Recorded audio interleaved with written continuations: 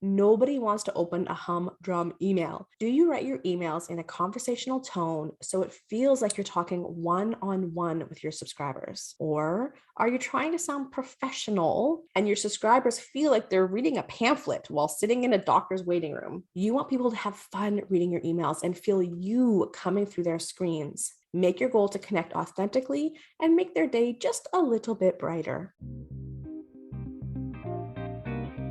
Welcome to the Work Less, Play More podcast for busy entrepreneurs who are ready to ditch the hustle, stop burning out on busy work, and get back to having a life. My name is Lindsay Johnson, aka The Radical Connector, and I've spent the last 10 years teaching first-time entrepreneurs how to get customers and make money. Listen in as I chat with other hustle-recovering business owners as we share our top tips for, you guessed it, working less and playing more. Let's do this.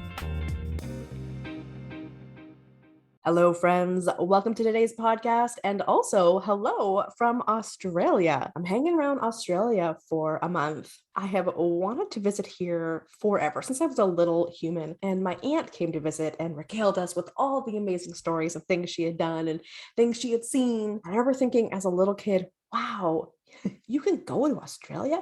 You can just hop on a plane and go? And thinking that was so cool. And it's been on my list to get to forever, especially since I have really awesome friends and clients here. So,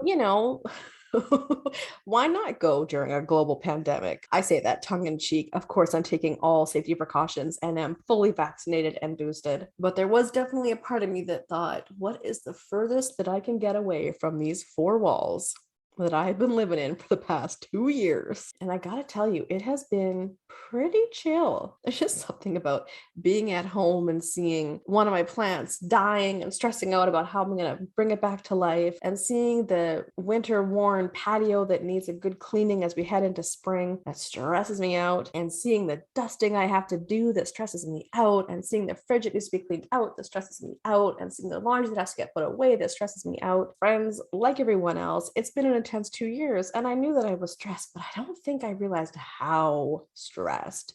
And now that I'm here and I got nothing to do but hang out with y'all for a few hours every morning, make my bed, decide what to have for breakfast, and then go out into the world and just enjoy a new country with sights and sounds and smells, with nothing else weighing on my brain, nothing else on my to-do list stressing me out. And also experienced this on one of my first excursions.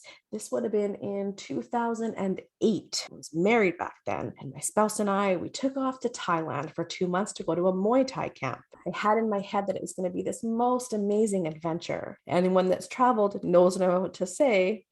I realized that no matter where you go, there you are. And I brought all my problems with me. And it was a real wake-up call to where I was living really out of alignment with my values and what I found important in my life. And also was really able to see how unhappy I was in my life. And as a surprise to no one, I was divorced within about 6 months of coming home from that trip. And it really was for the best for both of us. And it started me on a completely different path in my life, and a path I'd never really ventured on before. And that was the path into discovering who the heck I was to my core, what I valued, and what I wanted out of this lifetime. And so coming to Australia this time, I think like a lot of people over the past couple of years of the pandemic, I was starting to feel a little bit lost, a little bit disconnected from who I was and what I wanted. Was I living in alignment with my values? And I could feel that I wasn't. I could feel that I was slipping away from living based on what was important to me and entering a place that was a little more dark and a lot more disconnected. And so I came here again, this time without the shock of realizing, oh gosh, I brought all my unhappiness with me. And instead was able to go, okay, I need some space. I'm going to go to Australia where I can have nothing but me time, and start to reconnect to me and undo the things that are bringing me down, take off the weight of the things that are not mine, and get back connected to me while doing it in a beautiful country with beautiful beaches and wonderful friends. So, you know how we listen to podcasts and we hear people sharing stories or examples or asking questions, and we think to ourselves, oh my gosh, that's me, or oh my gosh, I have something to add to this conversation. Come and follow me on Instagram at Radical Linds and share your stories with me. Share your opinions, your stories, your thoughts, or the answers to some of the questions I've been asking. I would love to connect and get to know you better. That being said, shall we get into today's topic?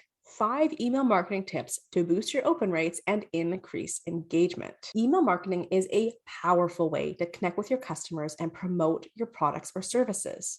But if your email open rates are low, your open rates being the amount of people who receive your email versus the amount of people who actually open that email. If those open rates are low, it becomes pretty obvious that your subscribers are missing out on your brilliant content, expertise, and ultimately getting to work with you. Worst of all, you're left feeling like you are wasting your time. Am I right? Now, if you're new around here, you might be asking me, okay, Lindsay, what is email marketing and why do I need it? Simply put, email marketing is the process of using email messages, either sent individually or in bulk, to build a relationship with your perfect potential customers, and ultimately to market and promote a product, service, or a cause. Now, notice the first thing I said was build a relationship.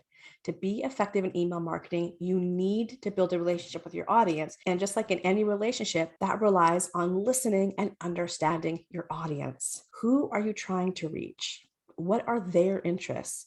What are their problems? Why do they sign up for your email list? And what are they expecting to learn or receive from you? Once you figure this out, you can create targeted emails that will capture their attention and give your subscribers a clear path from stranger to happy paying customer. Now, when you're done listening today, I want you to head over to the show notes because I've got 2 great articles for you that go even more in depth into email marketing and different tips and strategies to use for beginners in the email marketing game. And as always, you know that I'm not going to get you stuck down the research rabbit hole, or we're not going to talk about theory. We're going to get into it with 5 actionable steps that you can take this week to boost your open rates and increase engagement in your email marketing. Tip 1, let your personality shine. This one may sound super obvious, but answer me this. Do you write your emails in a conversational tone so it feels like you're talking one-on-one with your subscribers? Or are you trying to sound professional?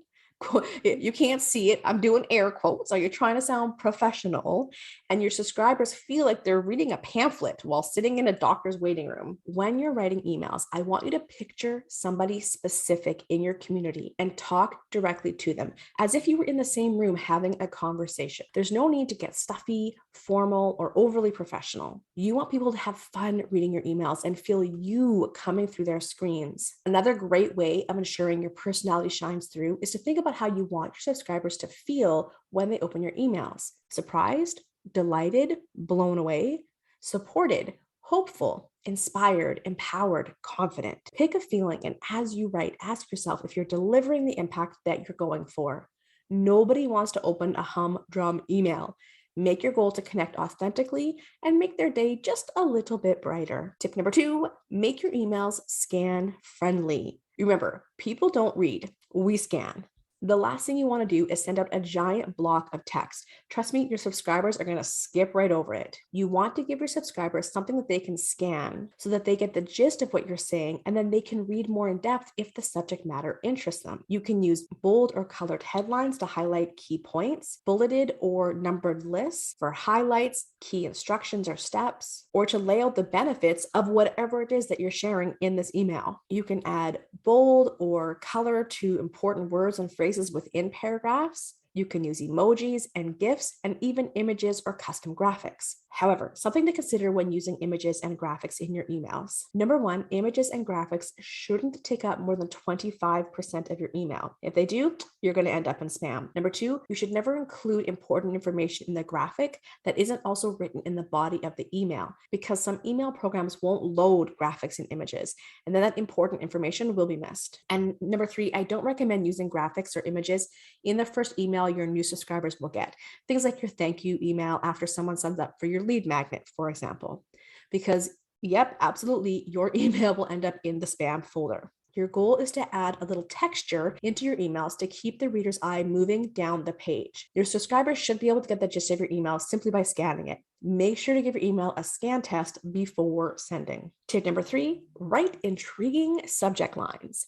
Think of your subject lines as the gatekeeper between your subscribers and your brilliant content. If you don't write a subject line your readers care about, they're probably not going to open your emails. Give it to me straight. Do you tend to be a little too literal in your subject lines? Are you writing subject lines like this? This week's sleep podcast is now live. Today's fitness class replay is posted. New blog all about making money. Stop it. You need to be less literal and write subject lines that your subscribers will relate to. Instead, you could be writing 3 underrated tips for a better sleep tonight. 10-minute ab routine guaranteed to rock your core. Can you really make money in your sleep? Heck yeah. I have an article for you in the show notes called 15 Tips for Writing an Excellent Email Subject Line, because let's face it, it's kind of like when you're writing the introductory paragraph to a new essay in high school. Oh, I'm having flashbacks. That introductory paragraph was always the hardest to write. And in fact, one of the things that I learned is to go back and write that paragraph last once you get the gist of your own essay. Same thing here with those subject lines. How many times have you just stared at a blank subject line going, what should I write? What will make people care? What will make people open? Sometimes it is helpful to write your subject line last once you yourself get the gist of where the heck your email is going in the first place. But when all else fails, check out that article for 15 really simple tips that you can use to write stronger subject lines. All right, tip number 4, share wow factor content. SEO content like blogs, podcasts, and YouTube videos are the key to unlocking higher rankings for your website on search engines. Now, we talk a lot about creating SEO-friendly content in my community, and I've got a link to a blog for you in the show notes called Do I Really Need Social Media to Build a Business Online, where I talk about the difference between social media and SEO-friendly content and when and how to use both. So think of it this way. When people search for information on a topic, they're most likely to find your content if it's been well written, well researched, and incorporates an SEO and keyword strategy. And as you hopefully know by now, a high ranking on Google is essential for success in the online world. Another reason to create SEO-friendly content is it helps boost engagement with your website visitors. When people engage with your website and enjoy reading what you have to say, they'll most likely come back again and again and again and visit your About and Work With Me pages. Make sure you're putting out the right kind of content, SEO-friendly material that will help your subscribers and help your website shine above the rest. Then use your regularly scheduled emails to distribute your wow factor content to your subscribers. And remember to still use catchy subject lines. Don't just say new blog inside. Say, do I really need social media to build a business online? For example. All right, tip number 5, use A/B testing to improve your results. All right, what is A/B testing and how do you use it? A/B testing is a method for testing different versions of a web page or an email to see which one performs better. For example, you might send the same email to your list, but half of them, group A, gets a different subject line than the other half, group B. And then you see which subject line got the most opens. Many email providers like MailChimp, Constant Contact, Aweber, HubSpot, MailerLite, and Drip offer A/B testing. And I've included the links to all of these email providers in the show notes if you want to go check them out and make a bit of a comparison. By using A/B testing, you can determine which version of your email is more likely to result in higher open rates and greater engagement. Remember that email marketing requires testing and tweaking. Everyone's audience is different, and you need to figure out what makes your subscribers open, engage, and click the links in your emails. Some examples of some A/B testing that you can do are to test different subject lines. Try using emojis in your subject lines and see if that improves your open rates. You can play with long or short form emails. You can try using images and graphics and compare that to using none.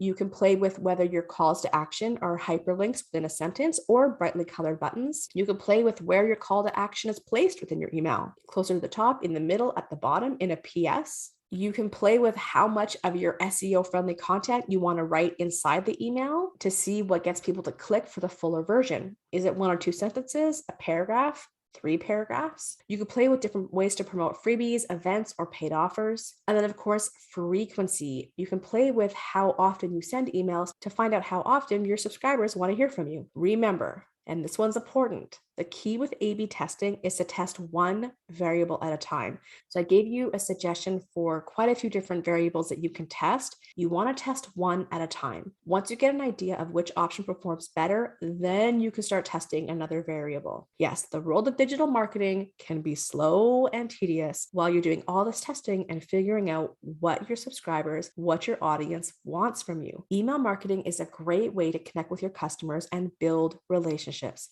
However, if you're not happy with your open or click-through rates, don't give up. Test and tweak your email marketing strategy to see which methods are working best for you.